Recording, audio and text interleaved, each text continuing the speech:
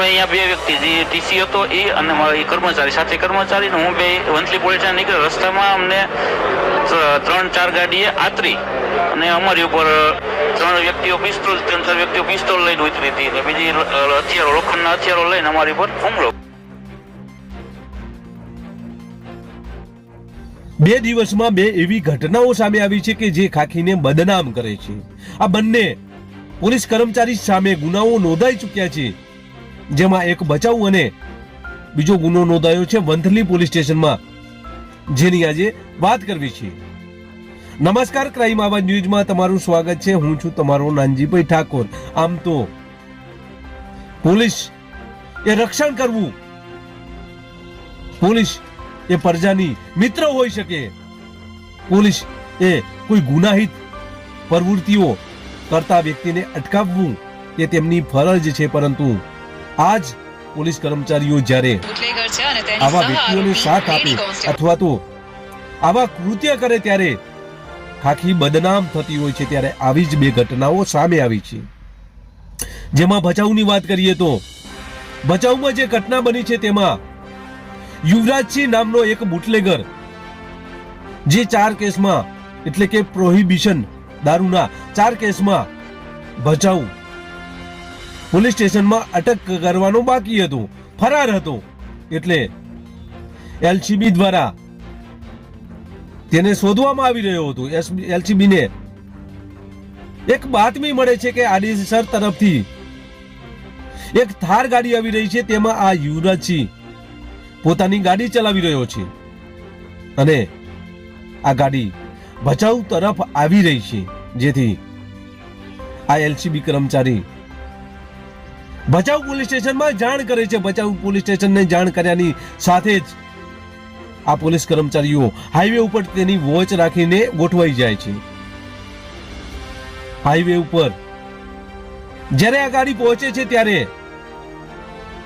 તેને પોલીસ દ્વારા રોકવાના પ્રયત્ન કરવામાં આવે છે, પરંતુ આ થાર ગાડી,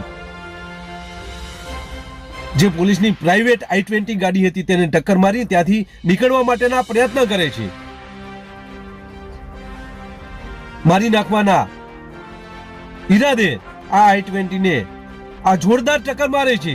ત્યારબાદ સામે પોલીસને પણ ફાયરિંગ કરવું પડે છે અને પોલીસ પણ આ થાર ગાડીની પાછળ ફાયરિંગ કરે છે. થાર ગાડીની પાછળ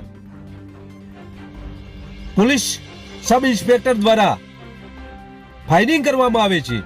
ફાયરિંગ કર્યા બાદ આ થાર ગાડીને રોકવામાં આવે છે. યુવરાજસિંહ પણ આ ગાડીમાં છે, પરંતુ આ ગાડી ચાલુ હોય છે, પરંતુ તેના દરવાજા ખોલતા નથી, એટલે દરવાજા તોડી નાખવામાં આવે છે. યુવરાજસિંહ ભાગવા માટેના પ્રયત્ન કરવામાં આવે છે, પરંતુ પોલીસ દ્વારા બળ વાપરી તેને ઝડપી લેવામાં આવે છે.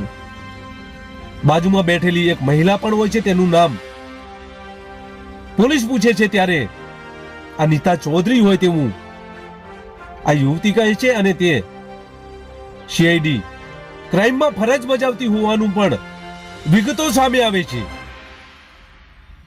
થાર ગાડીમાં તપાસ કરતા તેમાં દારૂના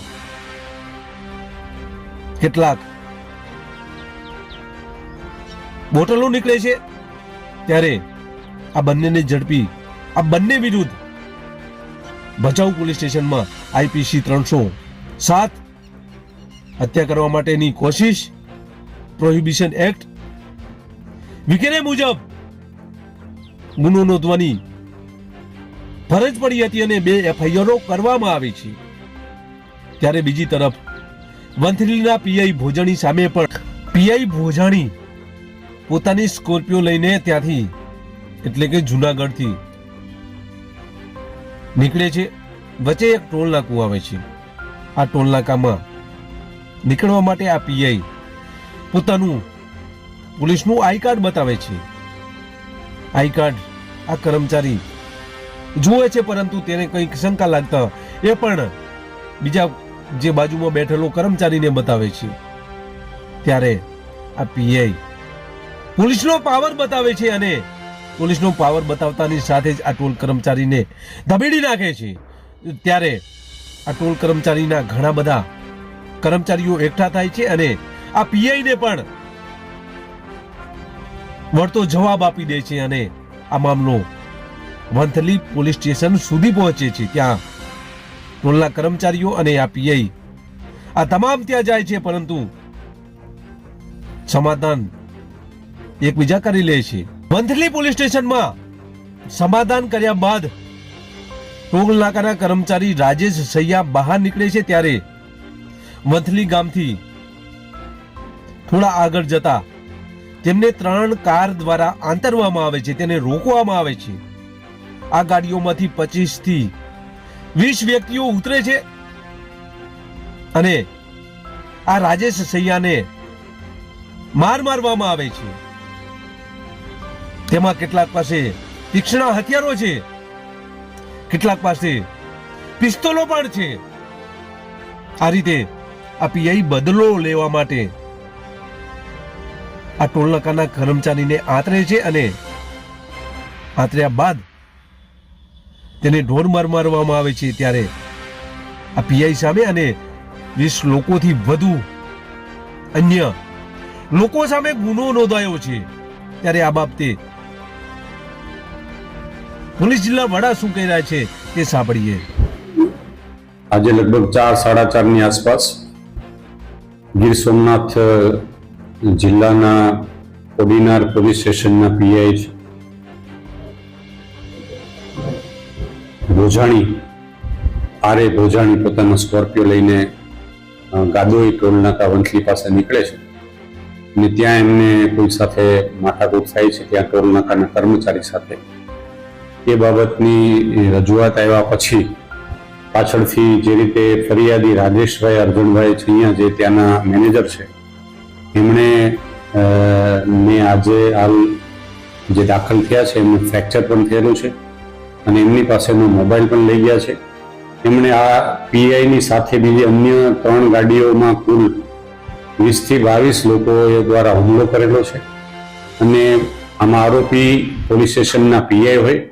આ બાબતની ખૂબ જ ગંભીરતા લઈ અને તાત્કાલિક વંથલી પોલીસ સ્ટેશનના પીએસઆઈ શ્રી, વંથલી અને કેશોદ ડિવિઝનના ઇન્ચાર્જ ડીવાયએસપી શ્રી સ્થળ ઉપર તપાસ કરે છે અને આ બાબતની ઘટનાની ગંભીરતા લઈ અને અહીંયા જુનાગઢ ખાતે ઝાંઝડા રોડ ઉપર હોસ્પિટલમાં બંને ભોગના દાખલ થયેલા છે.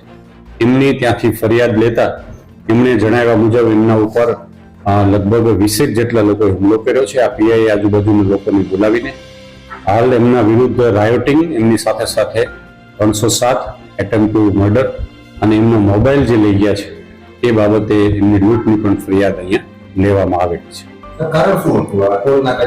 સમગ્ર કારણ એવું છે કે હાલ જે રીતે આ ફરિયાદી રાજેશભાઈ બતાવે છે કે એમને જે ઓળખ કાર્ડ આપ્યાથી જે બોલાચાલી થઈ એના કારણે ત્યાં એમણે એટેક કર્યો. ત્યાર પછી સાથે બધા સંયુક્ત રીતે એને સમાધાન કરવાની પણ ટ્રાય કરી અને પાછળથી એમણે માણસોને આ બોલાવી અને એમને હુમલો કર્યો છે. આ પ્રકારની હકીકત ફરિયાદીએ લખાવી છે અને એ મુજબ અહીંયા વંથલી પોલીસ સ્ટેશનમાં એમના વિરુદ્ધ રાયોટિંગ 307ની કલમ સાથે એફઆઈઆર દાખલ કરવામાં આવેલી છે અને નિયમાનુસાર પોલીસ આરોપી છે એટલે એમને પકડવા માટેની પણ ટીમો બાકીની જે ગાડીઓ છે હાલ જુનાગઢ જિલ્લાની એલસીબી, એસઓજી અને સ્થાનિક જે પોલીસ સ્ટેશનના અન્ય ટીમો પાડી અને સ્કોર્પિયોની સાથે સાથે અન્ય જે ગાડીઓ કઈ હતી એ કઈ બાજુ ગયેલી છે, ક્યાંથી આવેલા હતા, એ આરોપીઓને પકડ. પોલીસમાં ફરજ બજાવતા કેટલાક એવા કર્મચારીઓ છે કે જે ખાખીને બદનામ કરે છે. તેવો કિસ્સો એક ભચાઉમાં સામે આવ્યો છે અને બીજો વંથલીમાં સામે આવ્યો છે. ત્યારે આ બાબતે આ બંને સામે પોલીસ વિભાગ દ્વારા, ગૃહ વિભાગ દ્વારા કેવા પ્રકારના પગલા લેવામાં આવે છે તે આવનાર સમય બતાવશે. હાલ તો આ બંને સામે આઈપીસી કલમ 307 મુજબ એફઆઈઆર નોંધવામાં આવી છે. બસ જો તમે અમારી ચેનલમાં નવા છો અને આવા જ લેટેસ્ટ ન્યૂઝ જોવા માંગો છો તો અમારી ચેનલને અત્યારે જ સબસ્ક્રાઇબ કરો, જેથી આવનાર લેટેસ્ટ ન્યૂઝ તમારા સુધી પહોંચી શકે. નમસ્કાર.